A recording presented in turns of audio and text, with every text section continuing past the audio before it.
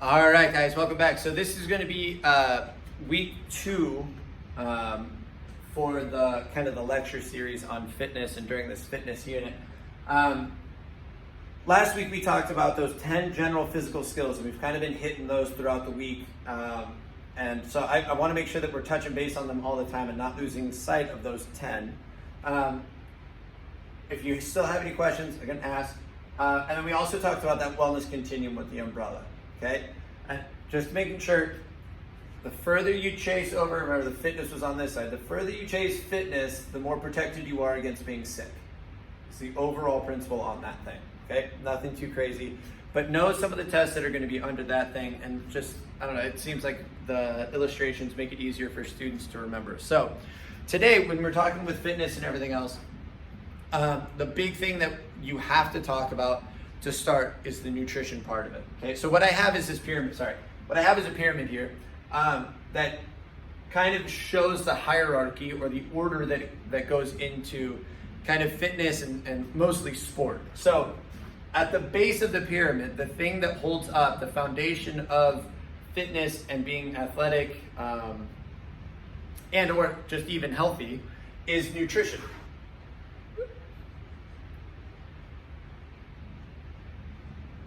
Okay. It is harder and harder today to eat nutritious food and to find it in like wide accessibility. Okay, and we're going to go through some different shopping techniques and all that kind of stuff. But with nutrition, okay, the easiest thing that I can say, the most basic thing I can say, is if it grew from the ground, or if at one point it had eyeballs, probably okay to eat. Okay. So I'm gonna put like a little flower thing, okay, little leafy deal there, or eyeballs.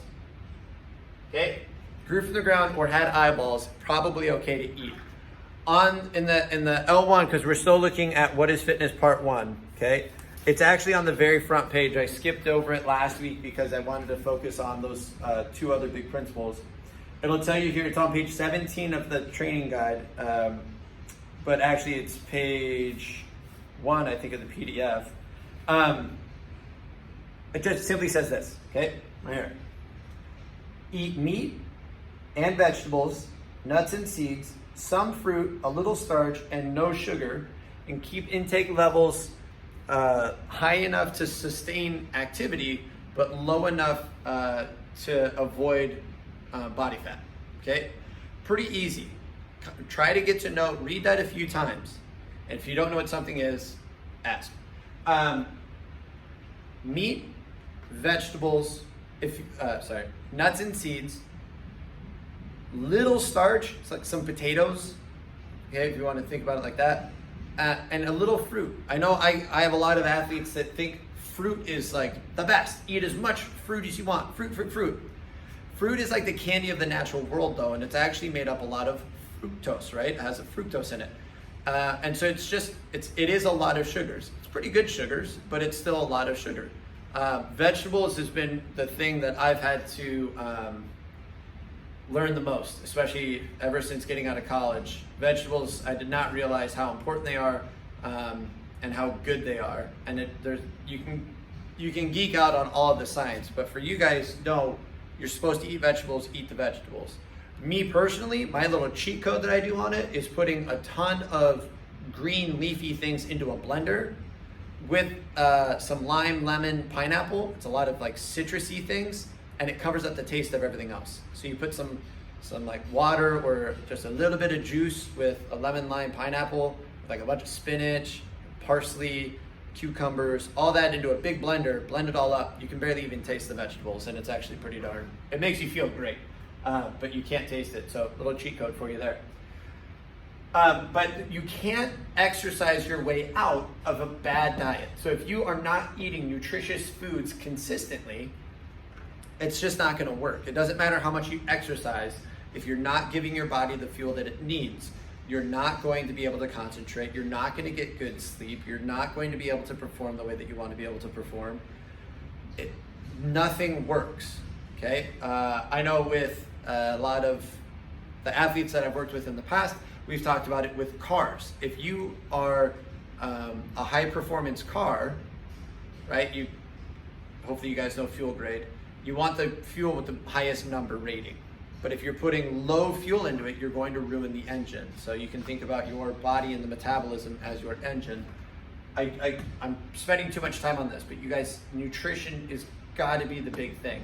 And honestly, with people being home more, I'm hoping that families are cooking more together.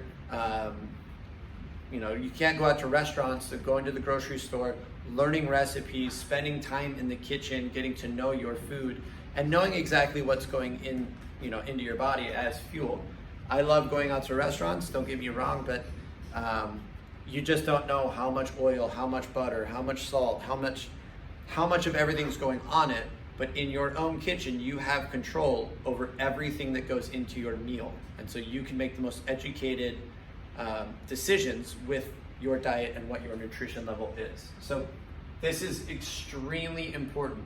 If you eat healthy and function on a normal daily routine, you're going to be in that healthy area. That makes sense? But if you eat like garbage and you exercise a lot, I would argue you're gonna be to left to center on that health continuum, okay? Food is the most important thing in a person's daily routine, okay? Whether I don't know what to tell you on that one, okay? After nutrition, okay, the next step up on this fitness pyramid is gonna be that cardiorespiratory stuff.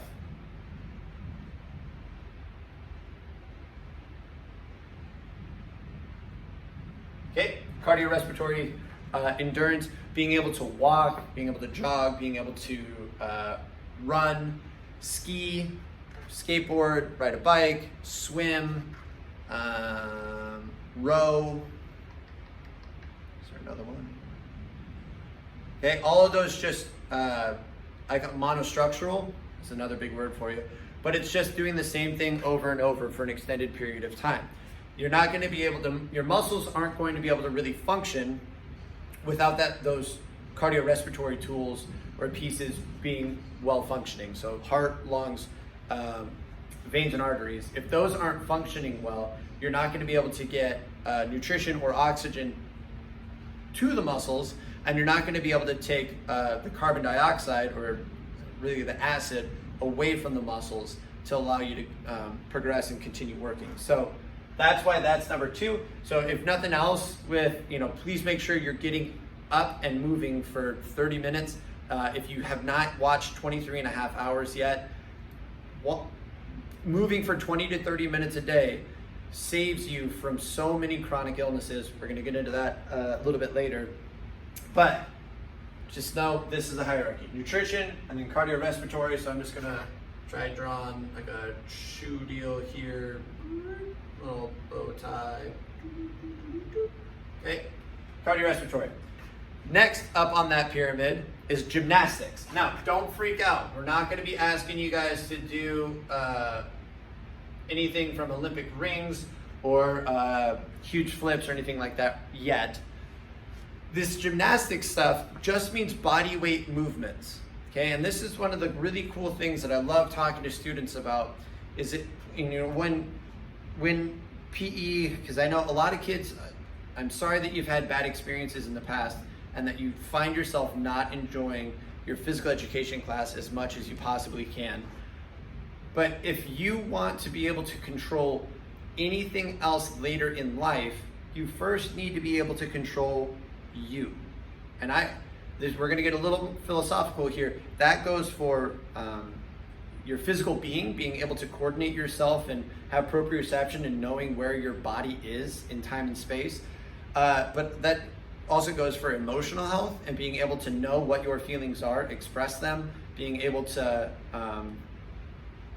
manage them in a healthy way and not, take on destructive habits to cope.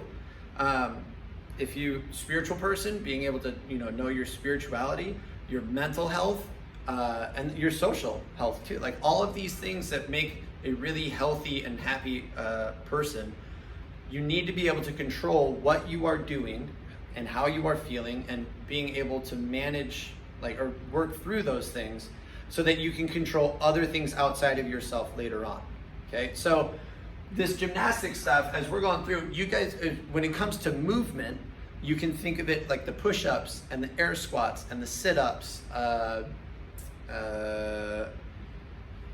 handstand push-ups, lunges, pull-ups, all of these things where your body is just the thing that you're controlling and moving. Those are what we classify as gymnastics movement. So I know I said we're not going to put you on gymnastics rings, but I'm going to draw those just as the illustration for them. Okay? Woo, gymnastics rings. Okay? And then next up is the actual weightlifting and the throwing. So, like I said before, if you want to control things outside of your own body, you first need to control your body. So after we get good at gymnastics and we can push up just our body weight, now we can start looking at weightlifting and maybe even putting some more weight on and doing like a bench press, okay? Some people get confused with throwing, but really all this is controlling an external object. I need to be able to control my arm and coordinate myself in a throwing motion if I want to be able to control and manipulate that external object, that ball, to hit my target over and over again. So if I need to be coordinated enough to hit my target with accuracy, and I'm using all of the 10 general physical skills that I can right now. And so that's why if you're not eating well enough to have your cardiorespiratory work well enough to deliver nutrition and take poison away from your muscles that you use during gymnastics, you're not going to be able to train enough to actually control external objects with accuracy and consistency. Okay, so weightlifting. I'm gonna put the old barbell here. Neato. That's that there at the end. Okay, and then at the very top of that is going to be the sport. Okay, so that sport, that's whatever you want to specialize in. And if you don't want to specialize in a sport, that doesn't mean that you can't do these other things, but that's when I'm working with athletes and they, especially, so obviously you guys know I'm a wrestling coach. When I'm working with wrestlers, obviously we can start to practice some wrestling moves, but if you can't do this other stuff, this is almost not a waste of time, but it's not going to be as effective as it could be. Okay?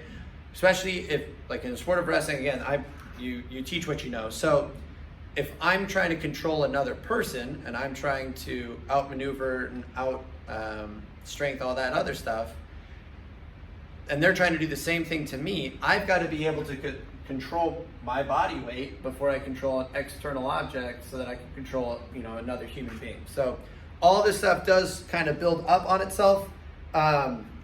And I wanted to make sure that we go through and touch base on this pyramid. You can also find the pyramid with different colors and that sort of thing in that L1 training guide that I gave you, if you need something to reference back to. And then the other part that we are going to get into today is actually from a whole other article, and it's called Fitness, Luck, and Health. So I'm actually going to stop this video, and I want you to close out of it, respond to it, and then there's going to be a second follow-up lecture with Fitness, Luck, and Health. So please get that one ready and kind of read through it as I talk to you.